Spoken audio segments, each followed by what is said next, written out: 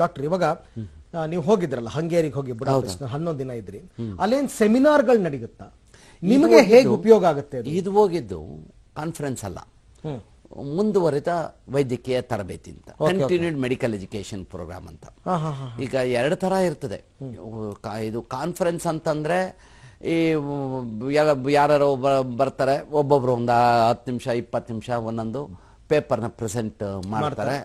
ಎಲ್ಲರೂ ಆಡಿಯನ್ಸ್ ಕುಳಿತುಕೊಳ್ತಾರೆ ಹೋಗ್ತಾರೆ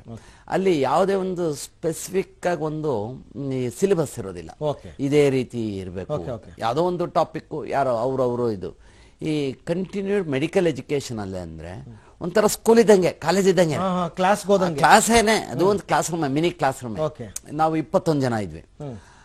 ಬಟ್ ಎಲ್ಲರೂ ಕ್ಲಾಸ್ ಇರೋರು ಎಲ್ಲರೂ ತಜ್ಞ ವೈದ್ಯರುಗಳೇ ಅಲ್ಲ ಎಲ್ಲ ತಜ್ಞ ವೈದ್ಯರುಗಳೇ ಅದ್ರಲ್ಲಿ ಒಬ್ಬೊಬ್ರು ಅಂದ್ರಲ್ಲಿ ಅತಿ ಹೆಚ್ಚು ಜನ ಪರಿಣಿತಿ ಹೊಂದ್ಬಿಟ್ಟಿರ್ತಾರೆ ಒಬ್ರು ಇಂಪ್ಲಾಂಟ್ ಸರ್ಜರಿನಲ್ಲಿ ಸಿಕ್ಕಾಪಡೆ ಮಾಡಿರ್ತಾರೆ 1,000 ಇಂಪ್ಲಾಂಟ್ ಸರ್ಜರಿ ಮಾಡಿದೀನಿ ಅಂತಾನೆ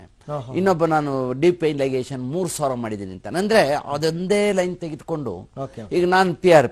ಪಿ ನಲ್ಲಿ ಸುಮಾರು ಒಂದು 30,000 PRP ಮಾಡಿದ್ದೇನೆ ಇಲ್ಲಿವರೆಗೂ ಬಹುಶಃ ಪ್ರಪಂಚದಲ್ಲಿ ಯಾರು ಅಷ್ಟು ಮಾಡಿರಲಿಲ್ಲ PRP ಅಂದ್ರೆ ನಮ್ಗೆ ಅಲ್ಲೇನಾಗೋಗಿರುತ್ತೆ ಅಂದ್ರೆ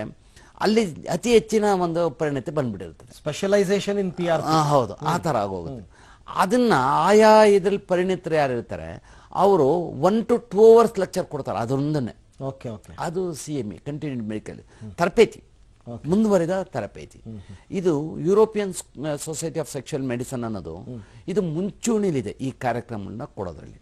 ಪ್ರತಿ ವರ್ಷ ಈ ಕಾರ್ಯಕ್ರಮನ ಕೊಡ್ತಾರೆ ಅಲ್ಲಿ ಏನ್ ಮಾಡುತ್ತೆ ಅದನ್ನ ಸೆಲೆಕ್ಟ್ ಮಾಡೋದಕ್ಕೆ ಅಡ್ಮಿಷನ್ ಕೊಡ್ಬೇಕಾದ್ರೆ ಸೆಲೆಕ್ಟ್ ಮಾಡ್ಕೊಳುತ್ತೆ